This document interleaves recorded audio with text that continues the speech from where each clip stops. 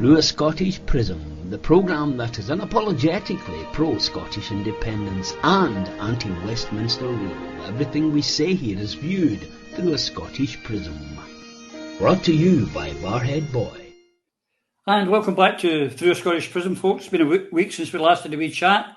Nice to have you back. I hope you've had a great week and you and yours are fine. Another eventful week in the Scottish political scene and global scene. And we'll be talking about it as always. And I'm delighted to say we're joined this week by Eva Comrie. Eva, my friend, welcome. How are you? Great stuff, Roddy. As you said, it's been one hell of a week. Sure. All round from Perth to Glasgow and back again. Yeah, we'll get on to it all. And from Korea, ourself, our man in Korea, Mr. Boswell. How are you, sir? How's Korea? Well. How do we like it compared to Myanmar?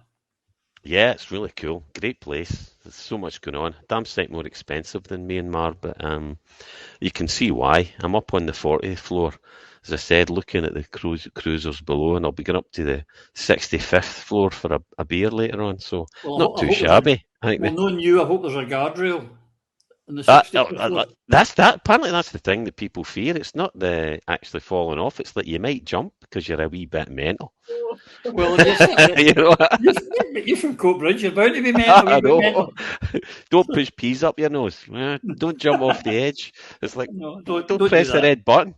Because we've got our date on the 18th of February of September. Oh, yes. Yes, so you keep yourself safe for that. But anyway, ladies and gentlemen, I should just say for our viewers, our Yvonne's at a social event says she'd rather be enjoying herself than sitting here talking to us. I mean, what can you do? So she'll be back with us next week, but we're lucky we've got Eva here and Phil.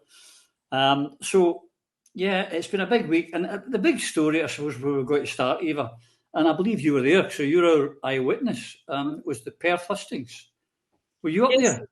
Absolutely, Roddy. And what you're looking at is the wheelchair-bound member of the mob. This is how you identify a mobster. You know, somebody in a wheelchair with their own teeth and their own hair and a pair of specs has now been tagged with a brush that I'm some sort of revolutionary who can't be trusted to be out in the street and enjoy my democratic right of protest. The difficulty, of course, for anybody who's trying to slag off Alba is that there were multiple parties and factions that were represented in Perth because it was primarily an anti-Tory demonstration. It was not primarily a pro-Indie demo by any stretch of the imagination. And so I think it's highly unfortunate that those in the independence movement who are supposed to share our common goal of liberating our country have nothing better to do with their time than create. Yeah, for example, Mr. Nicholson. My pal John, for whom I voted and for whom I will not be voting again. Yeah, he's thrown Alba in there with transphobes, Putin and Assad supporters. Wow. It was maybe with friends like that, who needs enemies, eh? Okay. Eva. Aye. Well, you know, we've said this before and we'll say it again.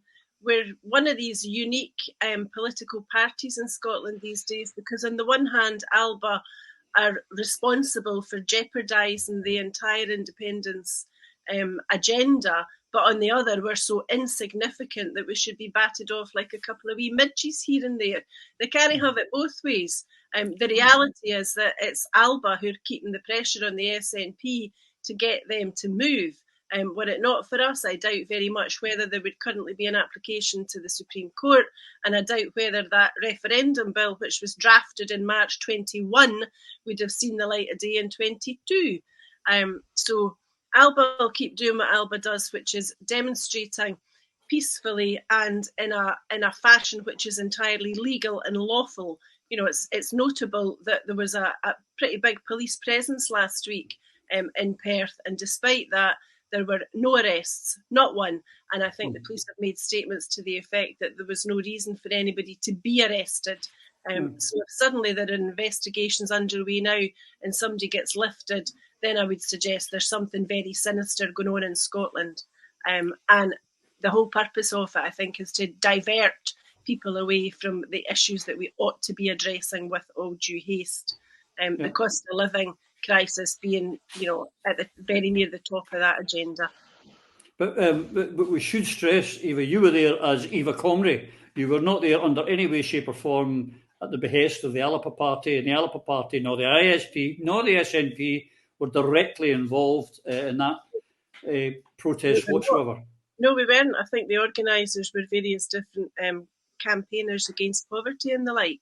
So no, there were no official presences there from any of the independent supporting parties, as all of those who have commented know perfectly well. If there were official presences from any of the parties, then you have to ask yourself where all the top grade leaderships from each were, because they were conspicuous by their absence, because it was not an indie demo. It was an anti-Tory demo. Yeah, but there we are. We had that full, exactly as Eva says. There was, now I hope, if I forget him, and I apologise, but we had the socialist workers, we had Unison from the trade union movement.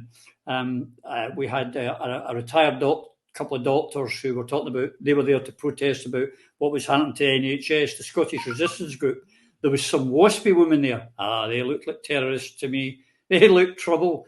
They're complaining about their pensions, or they're not getting their pensions. There was some anti-Brexiteers complaining about being taken out of the EU.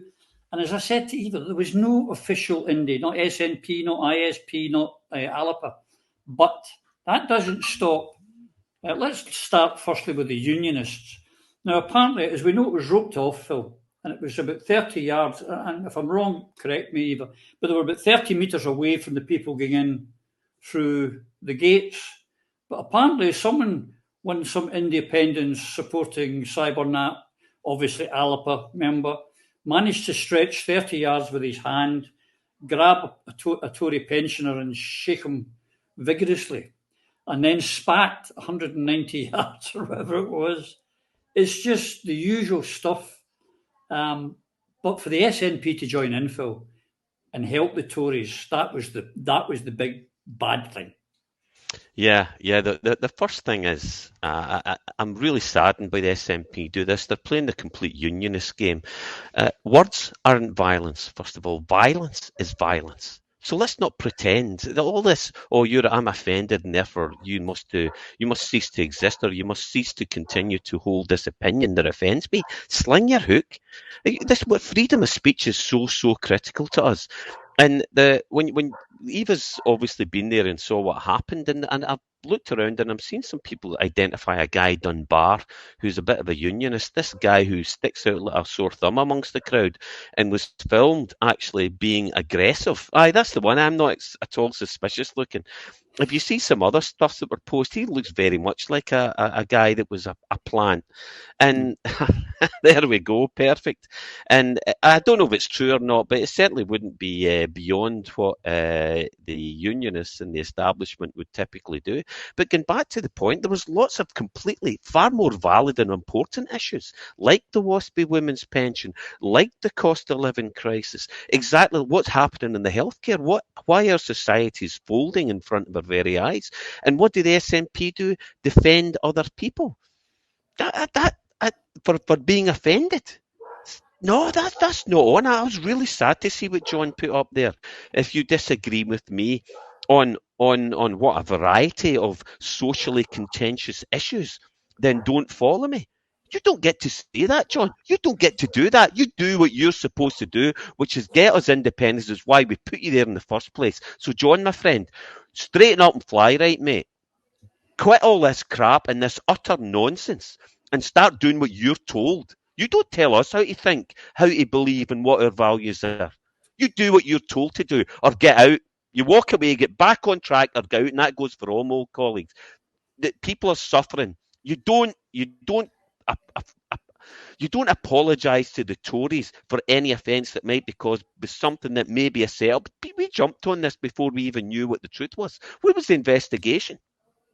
Is this? I mean, I'm looking at the faux outrage that I see everywhere, and you're not entitled to do it. I'm sorry, if you're on 70, 80 grand a year and all your expenses are paid and you're putting your values, imposing your values upon others, you don't get to do that.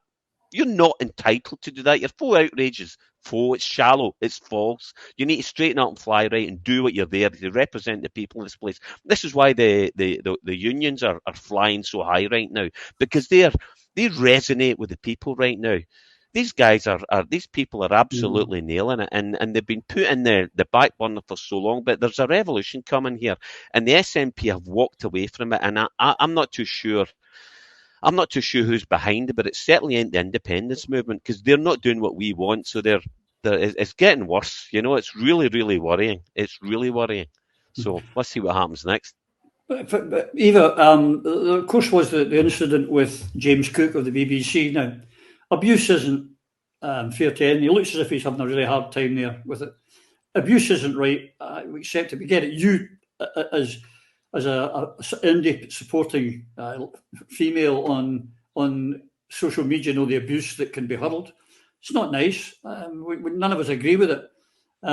However, you know, what I found, what I'm trying to point out here is the hypocrisy. What I found bad is all these people, including James himself, who complained about getting a wee bit of abuse hurled at him, it was completely, and have remained silent since Julian Assange got arrested.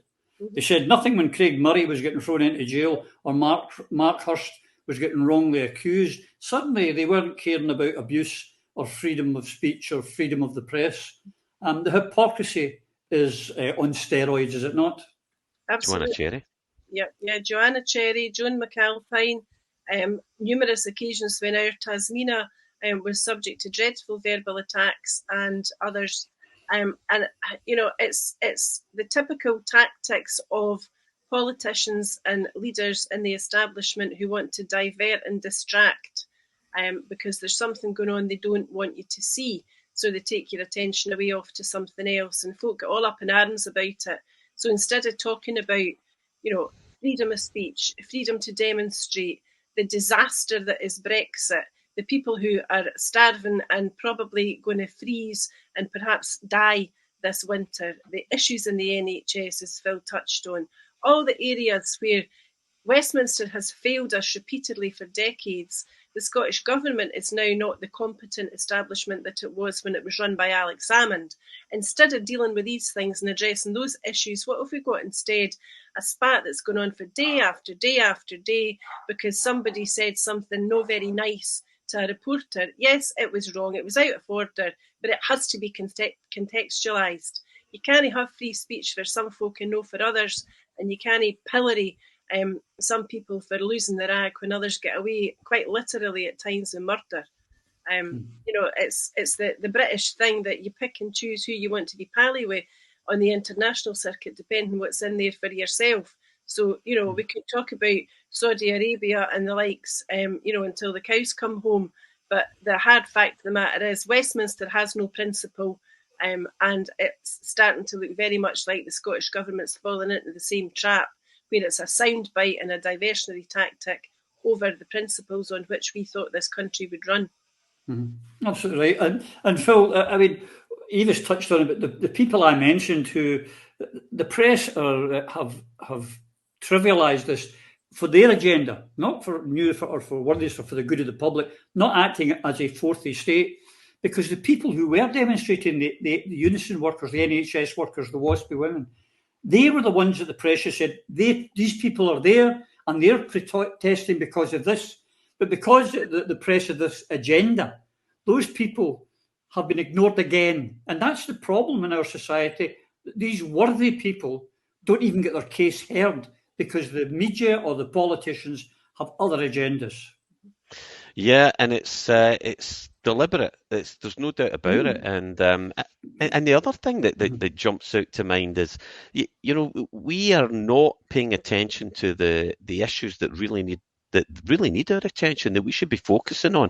And the press, rather than giving some credence and spreading the word on what's really happening out there and what actual pain people are going through, they're using this pretense, this faux outrage, this crap. And you've got to agree with them. You've got to say, yeah, people shouldn't be abused. But do you know what? A couple of bad names. Do you know, like I said, words are not violence. Violence is violence. If you're putting someone through the pain of not giving enough money to survive, it's softer. It's not direct, but it's just as deadly. People are going to die because of the cutbacks in the NHS, because of the lack of the suicide rates going through the roof. There's a lot for us to get really angry about. And the people in the front line, this is the problem. How do we get this over to people that are not in the front line? You work for the suicide charities. You work for the police. You work for any social services. You work in taxi driving. You'll see it. Shops, businesses. Where's the punter? They didn't get money. It's seriously changing just now. Then you've got the whole whataboutery philosophy. When you complain, when you look at the cybernat thing, we've been complained about as being aggressive, too violent, and you're thinking, we're not violent, we're not aggressive, we're not nasty. Unionism is nasty and aggressive. And what they do is they charge us with all of the kind of things that they're doing. I mean, what about the Nazi salutes? Remember George Square? The whole whataboutery stuff it's a classic mechanism for countering some legitimate grievances that we have over the very right-wing unionists that are overlording us. And that comes from the Tory party. Remember, this was an anti-Tory protest. It wasn't a pure independence protest. Independence is the answer to get out of this. And I would fall short of calling anybody scum. But the bottom line is, it's the actions we look for, not the words. This is what people need to remember. It's the actions. And if you're taking away the basic, essential cost of living from a family, if you're reducing the quality of life for people, if you're removing essential services, if you're doing things that work to the behest of you and the benefit of your overlords and your masters, and that make a lot of money for somebody, at the cost of lives, all these billions going to Ukraine and people are dying for money, then is scum not an accurate word? It may be, but one thing's for sure. I don't use that type of thing, and most of us don't. But they are deflecting. That's what they're doing. They're deflecting from the real points that are affecting our society now that we should be talking about, that headlines should be written about, that people's stories should be told, that people need to wake up to, because most of us are in the very fortunate position that we are not going through the pain that most of our friends, colleagues, brothers, sisters are going through right now in this country, and it's going to the dogs. And these people are complaining because somebody said something rude. Nah, not good enough. It's nasty. You're asking for proper journalism there, Phil. Aye, dream on. But that is the thing, Eva. Techie just dropped that one from the following day in Manchester. There was another anti-Tory protest when they had another, but there wasn't the same outrage because the people of Manchester, the northwest of England, were saying the exact same Tory scum off our streets. But in Scotland, it's these nasty nats, and it's these, just the anti-English, English haters, and it's only, Nicola Sturgeon and 4 other people that actually want independence. The rest of us are in some kind of Svengali, hypnotic state, walking like zombies. Well, you see what I think is quite interesting there, Roddy, is there were statistics released, I think, yesterday or the day before in relation to fuel poverty in the UK, and the graph that was provided shows you very plainly, as you would imagine based on simply the weather, etc., that fuel poverty increases the further north in the British Isles that you get. So you start off, it's likely that of the order of 50% of those living in the south of England and the London area will suffer fuel poverty within the next few months, if not already. But the further north that you get, the number creeps up, so that by the time that you get to the Midlands, you're at the 60%, you're getting up to Darlington when you're the mid-60s, and then you get into Scotland and it's 70%. Now, that, I think, shows that it's likely that there's going to be greater disturbance, greater need, greater vulnerabilities, and probably more protests the further away you get from London. And I think that that's very, very apposite to recall, because the hard fact of the matter is we've got devolution and we wanted devolution and we want independence because we want politicians who are local, answerable and not remote. And the fact that we've got SNP MPs sitting down in London and they're remote from us gives us less of an ability to hold them accountable. And if journalists and the media are complicit in that and report what they want with a spin and with a diversionary, deflectionary tactic, then we're not living in the kind of representative democracy that we thought we were. So I think all of that augurs pretty badly, actually, for the future, unless and until we've got robust leadership in Scotland where they say, well, I'm sorry, the folk in Manchester are quite right to have their protests, but that's up to them. We've had ours, we're going our way, and we're getting it organised and getting the show on the road now. We're not hanging about waiting to see what happens in the Supreme Court and whether or not we're allowed a referendum and whether or not it's deemed lawful or otherwise. It's time for action. Tuesday demonstrated that, but in a perhaps a different way than anticipated. The people need to take the power into their own hands and need to be demanding of their politicians that they deliver what they were elected to deliver. Mm-hmm. I pointed out in another article, where if you go to France with the frozen gas for the rest of this year, for the next 12 months, and their electricity price is only going up by 4%, and you look at the wee tiny, in comparison, demonstration in Perth and shouting scum, and then you look at a riot in France and you understand the French government are scared of the people, we're scared of our government, and that has to change. The government has to start being scared of us, and then maybe our price rises won't be 56%, they'll be 4%, and gas. In fact, there shouldn't be any rises. In fact, we produce enough that everyone in Scotland should be getting free bloody energy, but that's another story for independence. But while this was going on and we were getting pillared by, as I said, what got me more than anything, Phil, was that SNP people, fellow independentistas, inverted commas, were attacking us and trying to blame Alapa for something. It's just ridiculous, as we've proved and shown and said, this was anti-Tory. Meanwhile, one of their office bearers was getting suspended for threatening to kill Rishi Sunak. Not one of these people who were horrified at someone shouting scum from the SNP made a comment about their own. They were quite prepared to keep that quiet and highlighted. Well, this person's been thrown off of Twitter and they've suspended them. Not expelled them, but merely suspended them, in my cynical opinion, till the quietens down and they'll be right back in again because it's one of the appointees. Double standards, Yep. Phil? Yeah, and it's rife. I'm sorry, it's been there for a very long time, and I've spoke about this before. When you're in a party or you belong to a party, there's an element, and like I mentioned John earlier. I like John. I like John Nicholson.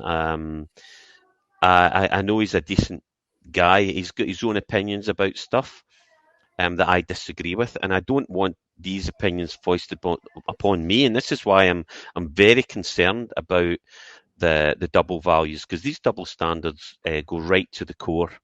So if someone steps out of line, look at all the sex pest stuff that's been going on, and the amount of people in the SNP who have had something in the press that has been subdued and put away for a rainy day. There are things happening. If you have some of the insight into what happened in Alex's situation when he was pursued, for example, by the SNP, by members that Nicola knows, etc., some of these people, what happened there was one piece of something that I saw that perhaps I shouldn't have, but I don't care. That's out there and it will come out eventually. And there was a stated strategy. We'll keep that for some time in future when we might need it. Now, this is a very common management strategy. You get something on someone and they do exactly your will because they know you've got that on them. And it happens in politics all the time. You get a junior person and they do something to be a councillor. It's maybe a little bit in the grey area. And then they continue to do your bidding and you control them. It's a common mechanism, and sadly it's throughout politics. And what we're seeing here are individuals with all these sexual issues with the dick pics, etc., that were floating about, and the sexual impropriety being played down. But this can all be kept in the back burner and used as leverage on individuals to ensure they do your bidding. So, and that just doesn't work directly for the SNP. What do you think MI5 have on people and what they do and what the establishment does? I'm not interested in conspiracy theories. The issue here is if you have something on one, they are far more malleable. And what our society does and what political parties have learned to do is to do what the British establishment has done, which is have something on someone and make them do your will. Use that leverage. And what we've seen now is how, before you have any evidence, our SNP MPs were coming out and raging. That don't follow me. You don't represent us. You don't speak for us. You don't speak for me. No, mate. You speak for you speak for us. We brought you in to speak for us, and I don't want you to complain about some alleged offence that was taken by a Tory. Maybe he is offended, but we don't even know if this was a legitimate. It wasn't. We don't believe it was an SNP person. We don't believe it was an Alba person. So who gives you the right to come out and say that? You might say that personally, but as our representative in our independence campaign, you don't get to dictate to us. You do what we want, and this is what they need to learn. This is what they need to. They've forgotten, and we need to remind them. The problem is, you see, it only happens every cycle, every 4 or 5 years when there's an election, and because of that, this Mr. Nicey until you get just up to the election. Nicola's your best pal. We're talking about independence, and then as soon as they get the vote in the election, it's all gone. It's all gone, and we're starting to talk about this utter nonsense that we're going through just now with self-identification and other assorted buffoonery. No, this is not real. This is not serious. And don't get me wrong, I'm not criticising somebody or belittling the pain that a fellow human being is going through because they're misgendered or they're in the wrong body or something like that. We all have sympathy for that. No one's attacking this or these human beings. What we're attacking is the focus and this. It's an excess of empathy. It's almost painful to watch. You know, and it's shallow. It's not. I don't believe it's sincere. It's trying to be nice. It really, at a time when we know the mechanism that can get rid of all of these problems, that we can use to solve all of these problems, is an independent nation that we take control of. That our will is put into place on these key issues, the important issues. Instead of focusing stuff that's maybe 150th on my list or the majority's list, why are we putting issues that don't go to the core of our societal problems? Why are we putting those at the top? We shouldn't be. We're playing right into the hands of the unionists. We need to focus on what matters, and our MPs, MSPs, councillors all need to remember why we put them where they are and what they're there for. And it ain't self-ID, guys. You need to get back on track and represent us and get us our independence. Oh, and you've mentioned the date, remember? Remember the date. Yeah, that's what you mentioned. Get it done. Show us what your plans are. Let's get it. Let's do it. Come on then. Phil, you never failed. You're definitely worth the entrance fee, Phil. Eva, we're talking on this and we're on the whole woke thing. This week in Dundee, with everything that's going on, the poverty, the fuel bills, everything that's happening, we've appointed, because it was obviously urgent, Mr. Jason Grant as the period poverty czar or whatever in Dundee. They couldn't find a woman. It turns out this job was only advertised for a very short space of time in a very small window for people to apply. And yet, of all 52% of our population are female, we couldn't find one. Is this not a woman? I mean, I don't want to sound sexist, but to me, wouldn't we girls rather be talking to another female? Well, I would like to take this in stages, Roddy, if that's okay. Please do. Because as a woman who has supported independence for Scotland really all of my life, I never thought I'd see the day that Scotland made itself a laughingstock on the international stage. The Washington Post was reporting about this fellow's appointment, and not in positive terms. Martina Navratilova had much comment to make about it because it is utterly ridiculous, it is embarrassing, it is cringeworthy in the extreme. So I take this episode as being part of the developing lunacy that there is within the governance of Scotland.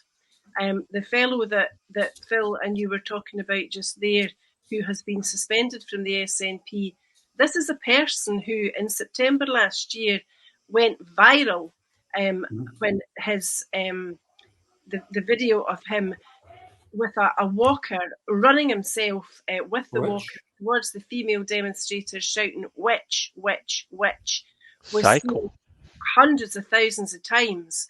He wasn't arrested, I assume, because that behaviour in those days comprised what the police must have considered to be him exercising his reasonable right of free speech. So he created a rammy. He probably frightened a lot of people, especially the one woman in particular at whom he directed. Well, the problem and he's over 6 feet. He's a 6'2" male, and she's a wee tiny woman. Not only was he able to get away with that, he was then, as a member of the SNP, he became a member of their disability group on the ground of his disability, which he advertised himself on social media as being that he's on the autistic spectrum. So he's in the disability group and then posted that he was a member of the NEC. Now, I doubt very much whether he was a member of the NEC, but the fact of the matter is that those posts that he made were made in February this year. So his conduct at the demo was September last year, and it led to nothing, no opprobrium from, no rebuke, no suspension from the SNP then. He's then, in effect, rewarded in February, and his conduct that's led to his suspension now has nothing whatsoever to do with his behaviour towards women. It's about his behaviour in the context of inappropriate threats of dreadful violence that he posted. So against Tories. Suspended, but against Tories. So there you know what the Scottish Government or the SNP's priorities are in that respect, and it was not the protection of women. So if you follow on from there to where we are, where we've announced that we have period poverty, well, yes, we do, but the difficulty for the Scottish Government here is that apparently we now have all different sorts of poverty. We've got period poverty, we've got food poverty, we've got fuel poverty, we've got poverty whereby parents are unable to afford to buy, for example, school uniforms. We've got baby banks because we've got poverty in that respect as well. It's all the same damn thing. People don't have enough money coming in and there's too much money going out. So instead of having, in effect, a wonderful policy in relation to providing women and girls with what they need, what we should be doing is driving towards independence, and until we've got that, addressing the root causes of poverty, increasing people's income, increasing their disposable income, making sure that wages are paid at the right level, making sure that we have something like universal basic income as a safety net for folk, and that in terms of what's going out, we should have had a national energy company. We shouldn't be in a position where we're beholden to Westminster anymore. We should have a position whereby the Scottish Government's priorities include increasing the child payment, not later in this year or next year, but doing it now. And instead of doubling it, put it up to at least 40 quid a week per child. Should have done that earlier this year, instead of a wee incremental couple of quid flung at them here and there, because that kind of thing is only tinkering at the edges. And what Scotland needs is absolute transformational change. So if we look on to the appointment of this fellow in Tayside, the difficulty here is his job, as you said, was advertised for 9 days. I think 2 of those, or 4 of those rather, were over the course of weekends. And his job advert, job description, are now being whittled away by those on social media who were trying to defend him by claiming that he wouldn't actually be talking to young girls who might be embarrassed at speaking to a male stranger.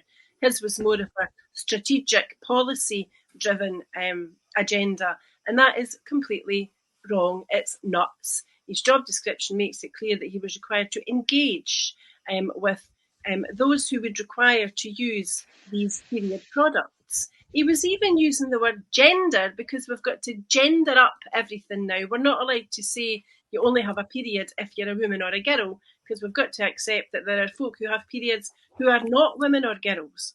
So that's the ridiculous set of circumstances that we've got. And to make matters even more offensive, you'll have seen the photo for his publicity where he's sitting there at a table with a load of products in front of him. See, when I was at school, they wouldn't have been called products.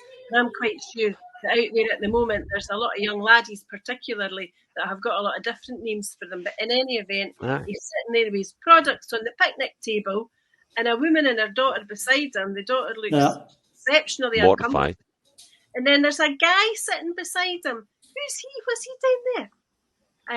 utterly ridiculous, highly embarrassing, but also yet another example of mansplaining, where a man thinks that he knows about things that he can never begin to imagine.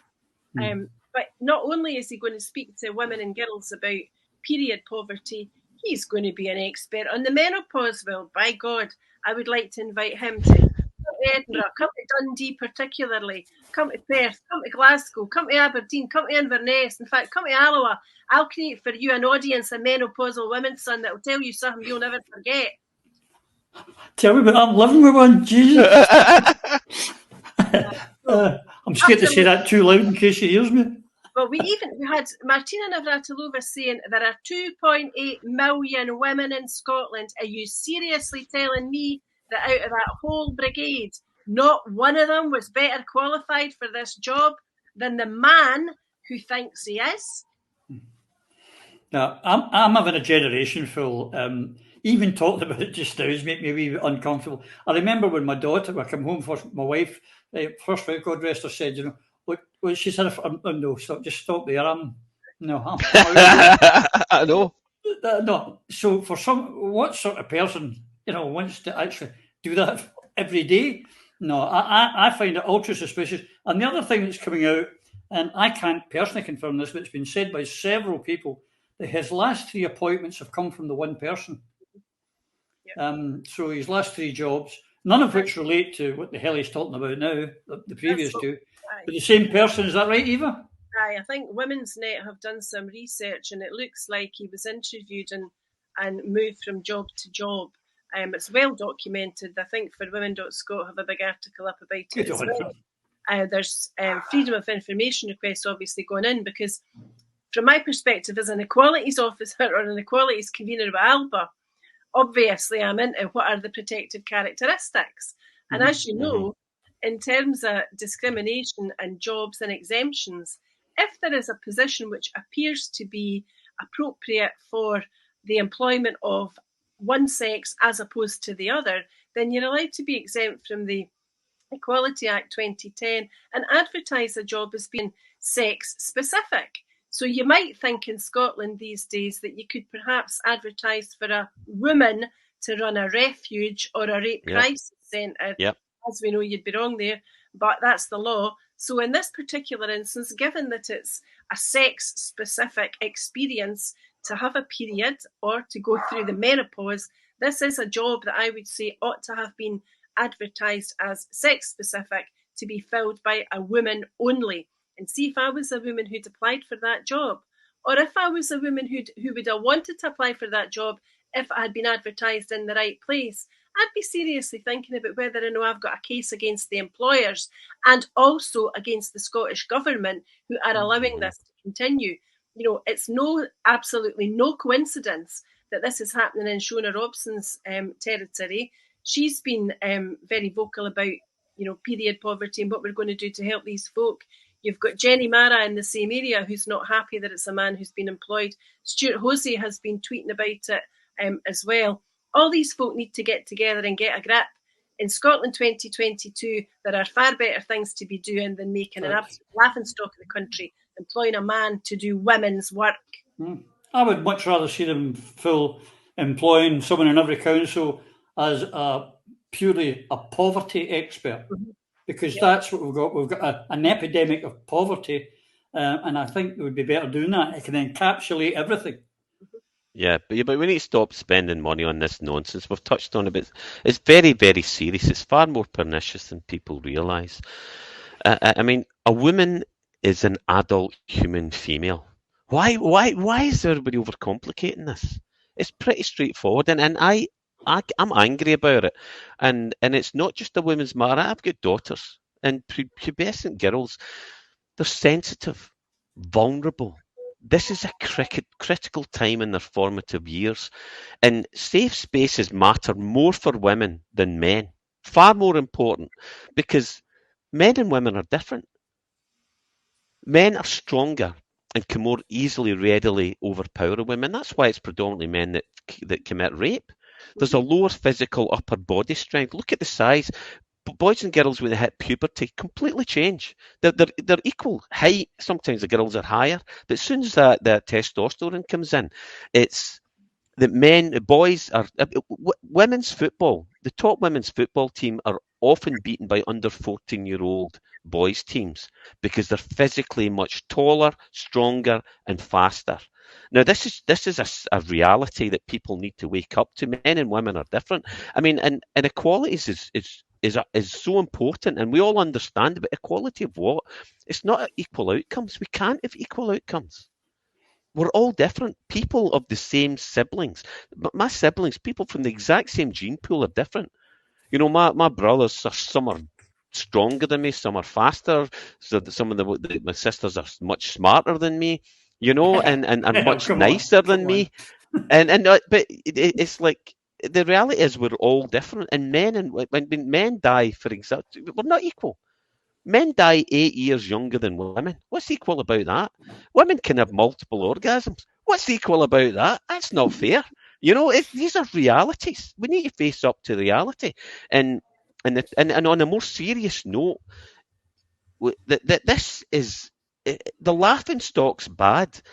But the fact that we're putting our young girls through this additional pain, stress, suffering, what are they supposed to think? Are they supposed to allow a grown male to go into their changing room and undress in front of them? Not acceptable. I don't care who you think you are. If you're born a man, you stay the hell out of my daughter's changing room, and I'll do something about it. And I don't care who's pissed off it, because that's not acceptable. You're not going into the changing room if I'm there and my daughter's in getting changed. You're not doing it. I'm saying you're not doing it. And I'll take anybody on, and we have to. We need to stand up to this. Enough's enough. It's crass. It's pernicious. Really dangerous. Could I just say on your point that married men die 8 years before their wives? The reason Not all men. The reason is they want to. Yeah, that should get a few comments, I would think. But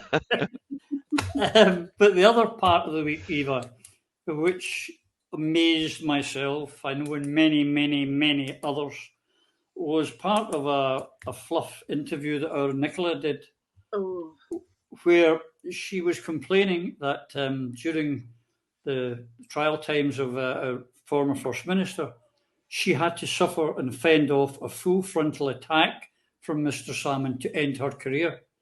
Now, I can say it came as a bit of a shock to me to hear about this, because nothing I saw from Mr. Salmond, who refused, and every time I watched, who refused to attack, who refused to take cheap shots, kept his dignity, and then this comes up. It's just a lie, a pure and absolute lie. Well, it's a blatant and I think disappointing and disingenuous attempt to rewrite history. Mm-hmm. And I think sometimes some politicians forget that we've got access to the internet and we can Google away to our heart's delight, and we can remind ourselves of events of the past as they unfolded. And in this particular instance, everybody in Scotland, and probably everybody in the world who's interested in political intrigue, knows and understands perfectly well what the unfolding timescale was here. And the timeline throughout has been that Alex Salmond was on the back foot because he was very badly treated. We remember the court proceedings that he had to raise as the result of the ineptitude, to put it mildly, of the Scottish Government.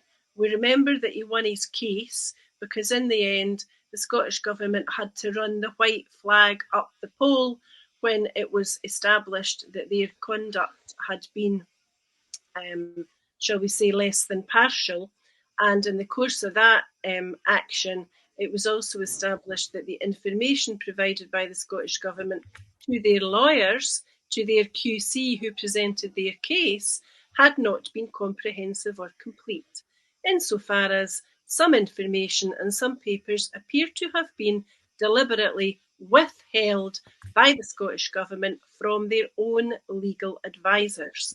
There is no escape from that. That is a fact. It is a finding. It is written up in the decisions and in the commentaries on that. So that first action, Alex Salmond won. It was very disturbing for somebody like me, who at that time was a member of the SNP, thinking about being a candidate and worrying what the heck was going on with the people that I had looked up to, respected and learned so very much from, and who had effectively transformed the Scotland that I grew up in. Yes. So that was the first case. But it didn't end there, of course, because obviously there was then the protracted police investigation. Never in the history of Scotland has there been such a huge investigation. Hundreds and hundreds of people were interviewed, and in the end there were, 14 charges, most of which would never have seen the light of day had the accused been anybody other than Alex Salmond. However, he kept his dignity. He had to defend himself. He was acquitted. And I'll repeat, for the sake of those nationalists who remain loyal to the leadership line, he was acquitted. And if you're a lawyer or a former lawyer, that means that in the eyes of the law and in the eyes of the world, you are not guilty. That is what needs to be remembered and repeated at every opportunity. So there was then, of course, a Scottish Parliamentary investigation into some of these events, not all of these events, because naturally John Swinney, as the deputy, didn't want to hand over complete sets of paperwork without substantial redaction. These redactions one day will be removed and one day the full story will be told. But that investigation found that the conduct of certain people was wanting. None of us will ever forget the behaviour of the First Minister and of the former First Minister when they both separately gave evidence to that committee. One of them was dissembling, couldn't remember, wasn't there, wasn't sure, wasn't quite like that, doesn't have that information available just now. The other one sat there and answered every single question. Now, who was it who committed the full frontal attack? It wasn't Alex Salmond or Nicola Sturgeon, and for her to say such and be reported in a national paper which is read internationally, that woman should, for once in her life and in her career, hang her head in shame, because people like me will never forget. You won't, Robbie, you won't, Phil, exactly how these events unfolded. No. So the difficulty for Miss Sturgeon now is we remember, we won't forget, and if she continues down this line of rewriting history, at every time that she does it, she's going to be corrected.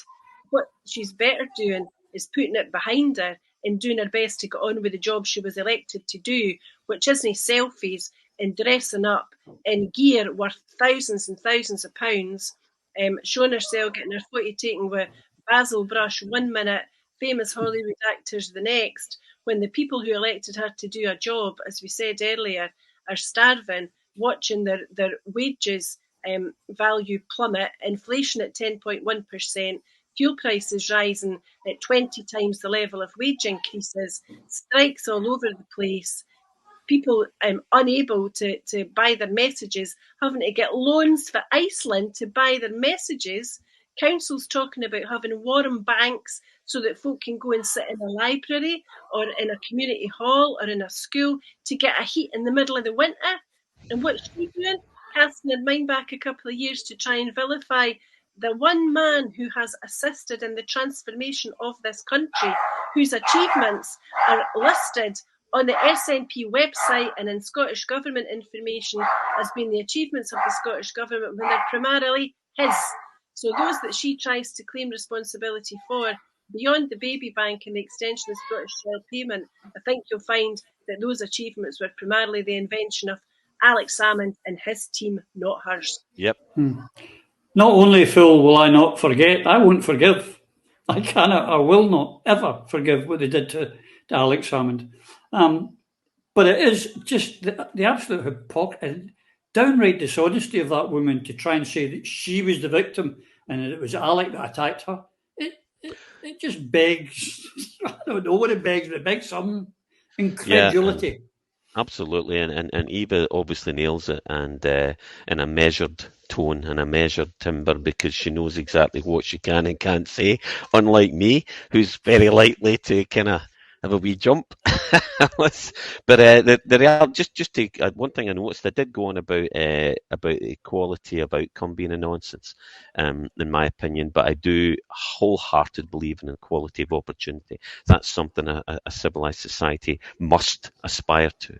It's only fair for all of us to give everyone a fair chance. But no, this is deflection again, as we touched on earlier. Nicola went for Alex. Not the other way around. And Eva nailed it absolutely. It was so obvious that she was involved in this, and for others, it's very difficult for those of us to talk about this and stay within the confines of what we're allowed to say. And I will do so as much as I can, but I'm so tempted to go so close to the edge, because knowing who some of these women are, know who they are. All right, I know their names. I know the stories. I know some of the witnesses involved. And when you know that what he's been put through, and all of the show, and I talk to unionists, friends who are unionists, and they believe what they want to believe. They believe that he's a sex pest. My sister came out, and this was in a family chat, and she says, "Oh, such and such says everybody knows he's a sex. The women have been told to keep away from him." And I went in heavy-handed on it.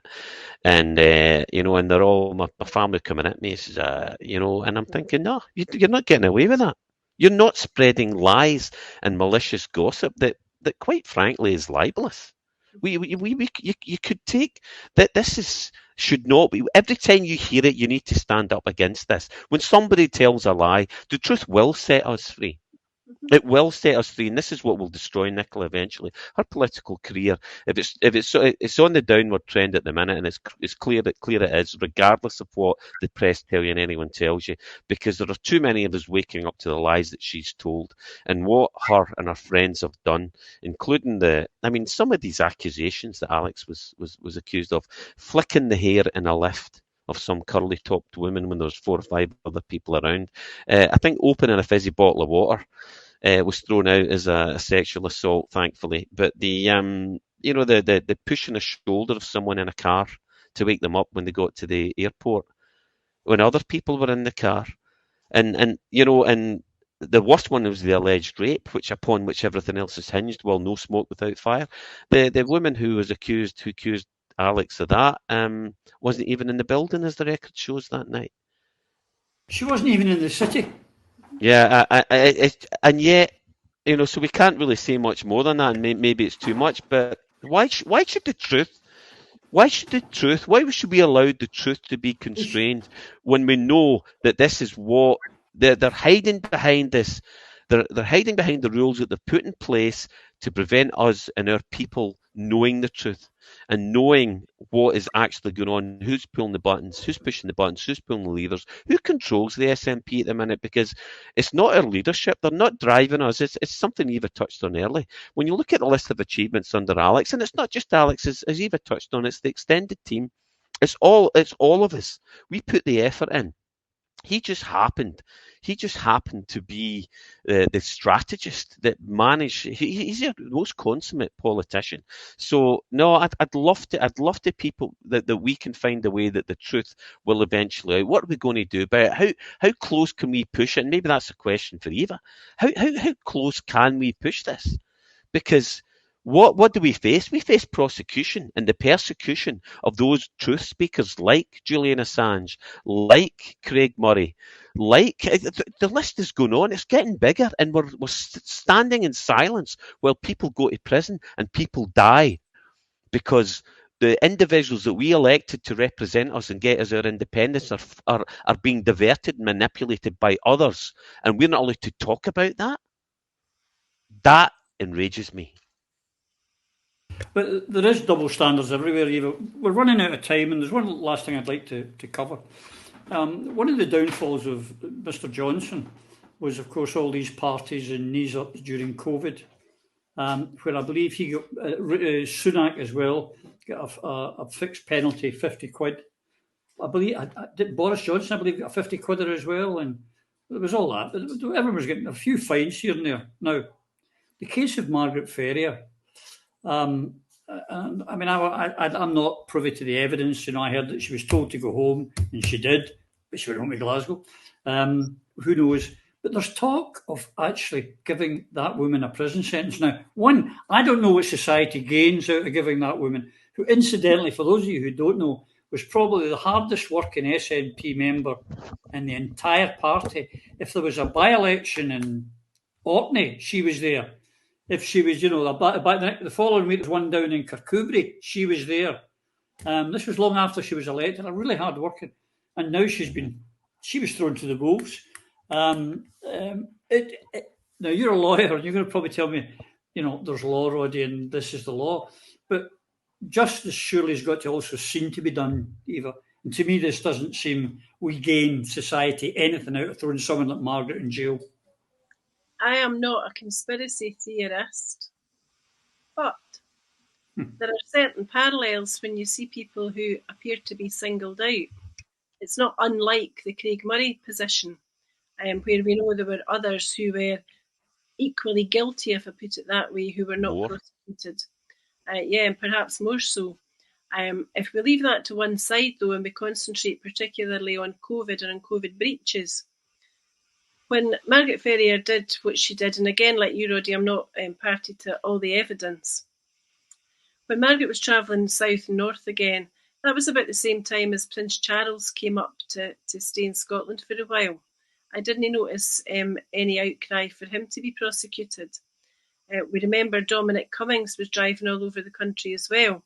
We know, obviously, that Boris Johnson and innumerable cronies of his committed repeated breaches over and over and over again. So I'm not saying that it was wrong for Margaret Ferrier to be prosecuted. I'm sad that she was, and I'm sad that she appears to have been singled out. But we're all supposed to be equal before the law. So if it was apt for her to be prosecuted, then it was apt for very many others to be prosecuted too. You have to look, of course, at what's in the public interest in terms of the prosecution and in the context, perhaps, of what the sentence might be. And if it was in the public interest for a lady in Margaret's position to be prosecuted, well, it was in the public interest for there to not be fixed penalties for Boris Johnson and others. There should have been a penalty for every single breach that they committed, and exactly the same law ought to apply to the monarchy and all the other hangers-on that we know perfectly well did as much as Margaret did, if not worse. So it's not exculpation for her, it's not mitigation, but certainly the treatment that has been meted out to her seems to me to be much, much less than the justice that we're entitled to in Scotland and in England, albeit that they're different systems. Yeah.